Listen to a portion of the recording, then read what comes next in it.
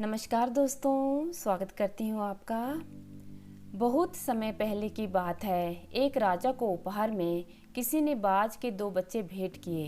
वे बड़ी ही अच्छी नस्ल के थे और राजा ने इससे पहले इतने शानदार बाज नहीं देखे थे। राजा ने उनकी देखभाल के लिए एक अनुभवी आदमी को नियुक्त कर दिया। जब कुछ महीने बीत गए तो राजा ने बाजों को देखने का मन बनाया और उस जगह पहुंच गया जहां उन्हें पाला जा रहा था। राजा ने देखा कि दोनों बाज काफ़ी बड़े हो चुके थे और अब पहले से भी शानदार लग रहे थे। राजा बाजों की देखभाल कर रहे आदमी से कहते हैं, मैं इनकी उड़ान देखना चाहता हूँ, तुम इन्हें इशारा करो।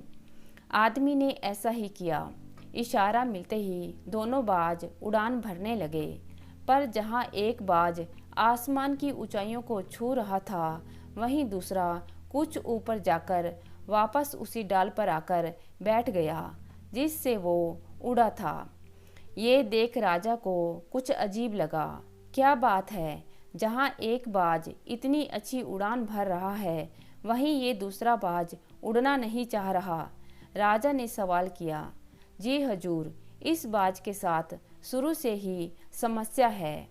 वो इस डाल को छोड़ना ही नहीं चाहता। राजा को दोनों ही बाज प्रिय थे और वो दूसरे बाज को भी उसी तरह उड़ना देखना चाहते थे। अगले दिन पूरे राज्य में ऐलान कर दिया गया कि जो व्यक्ति इस बाज को ऊंचा उड़ाने में कामयाब होगा, उसे ढेरों इनाम दिए जाएंगे।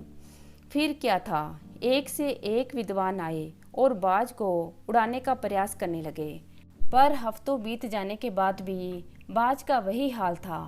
वो थोड़ा सा उड़ता और वापस डाल पर आकर बैठ जाता। फिर एक दिन कुछ अनोखा हुआ। राजा ने देखा कि उसके दोनों बाज आसमान में उड़ रहे हैं। उन्हें अपनी आंखों पर यकीन नहीं हुआ और उन्होंने तुरंत उस व्यक्ति का पता लगाने को कहा जिसने ये कारनामा कर दिखाया था। वह व्यक्ति एक किसान था। अगले दिन वह दरबार में हाजिर हुआ। उसे इनाम में सोने की मुद्राएं भेंट करने के बाद राजा ने कहा, मैं तुमसे बहुत खुश हूँ। बस तुम बताओ कि जो काम बड़े बड़े विद्वान नहीं कर पाए, वो तुमने कैसे कर दिखाया। किसान बोला, मालिक, मैं तो एक साधारण किसान हूँ। मैं ज्ञान की बातें नहीं जानता। मैंने तो बस वो डाल काट दी जिस पर बैठने का बाज आदी हो चुका था, और जब वो डाल ही नहीं रही तो वो भी अपने साथी के साथ ऊपर उड़ने लगा। तो दोस्तों, कहानी यह सिखाती है, हम सभी ऊंचा उड़ने के लिए ही बने हैं, लेकिन कई बार हम जो कर रहे होते हैं उसके इतने आदी हो जाते हैं कि अपनी ऊंची उड़ान भरने की और कुछ बड़ा करने की काबिलियत को भूल जाते हैं।